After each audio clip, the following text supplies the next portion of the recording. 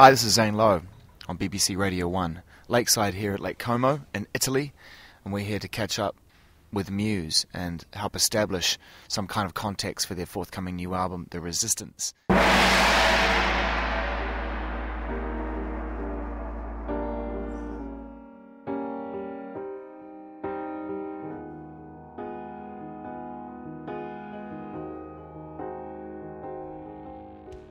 In the early years, I was sort of maybe a bit confused about what my emotions were trying to express. But as I said, being in England or seeing what's been going on in England, it sort of defined it down to being more direct and more down to earth. I think the first song sort of sums up really how a lot of people feel, and that is that we desperately need change. Uprising is how the record starts, and I guess if you had 11 songs that you wrote and that's all that you recorded and that's all that's on the record, you kind of knew in a way how it was going to order as well. Yeah. No, I think we always knew that was the first song.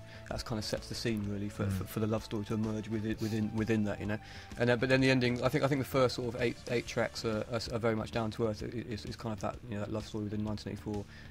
That's a sort of over-dramatic version of what I suppose how I feel, But then the ending of the album, it goes completely off the wall. It's jolting and jarring and sets you up for something, isn't it?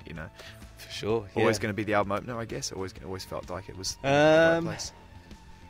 I think we were toying with a few different ideas. I mean, we thought Resistance could have been an opener just because it's got all that kind of ethereal synth stuff at the beginning, but we thought we've always started our albums with some kind of slow starter or something that builds throughout the whole track, like Take a Bow and Apocalypse Please, which is kind of a pretty weird track. So we just thought we'd just go for the old slap round the face approach. No, it's going literally is. Just go straight in there. It's literally kind of has like starts, like, the very speed start and just straight in. I want to talk to you specifically about United States of Eurasia, because that piece of music to me is kind of the first, and this is going to sound overly dramatic, but that's my thing. It's kind of the first unifying piece of music post-Obama where it actually says to everyone, like, you know what, this can all coexist creatively, and we all believe in the same thing. Yeah. And the scale, I don't know whatever the minor scale you're using, the Arabic scale. Yeah, it's like incredible the way you've used that. Yeah, and the whole thing just really makes perfect sense. I mean, just tell us a little bit about how that song was made and written. Well, I mean, it kind of came from a slightly darker area, I'd say. Hopefully it's a bit more optimistic in what it achieves as a piece of music. But it came from reading a book called The Grand Chessboard by. You already know that's going to be a tough read. Yeah. I know. Yeah, it's not a pleasant read, but it's written by this guy. I can't say his first name. He's called something Zabrinitsky or something. Right. He's basically like a chief foreign policy advisor for the last sort of 3 or 4 presidents in America. And he's like head of involved in the Council of Foreign Relations and all this. So he's one of these sort of key foreign policy people in America. He wrote this book called The Grand Chessboard, which basically talks about how America, in order to ensure peace in the world, needs to stop Eurasia from unifying. Because the moment that Eurasia unifies, there'll be a world war between America and Eurasia. So sorry to go on another cheery note. Okay, should we have lunch?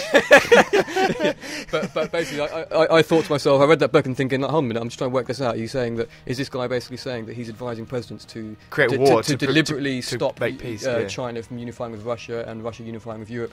And when you look at the actions of the last 20 years, it does seem to be that way. So I just thought to myself, well, why not? And obviously reading the book 1984, Eurasia, it just all sort of came together in that song. Really, I thought, why not? Why couldn't there be a United States of Eurasia? It seems like almost so many wars seem to be taking place here.